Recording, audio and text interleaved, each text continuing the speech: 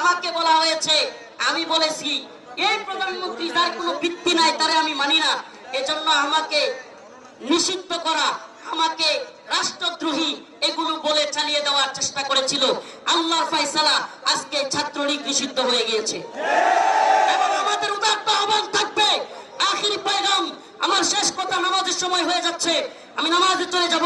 শেষ কথা থাকবে নতুন সরকারের প্রতি, আপনারা শত শত আমাদের ভাইদের শহীদের লাশের স্তূপের উপর দাঁড়িয়ে তারপরে আপনারা ক্ষমতায় এসেছেন। আপনারা জেল সেলাইয়া কিংবা একেবারে ফুর্তির মাধ্যমে কিংবা আনন্দের সাথে আসেন নাই। আপনারা কোনোভাবেই ভারত কিংবা আওয়ামী লীগের ব্যাপারে নমনীয়তা পোষণ করবেন না, এটা আমাদের ছাত্র সমাজ মেনে নিবে না। একটা কথা মনে রাখবেন, উদারতার নামে জালেমদের প্রতি নমনীয়তা, মাসলুমদের সাথে গাদ্দারি।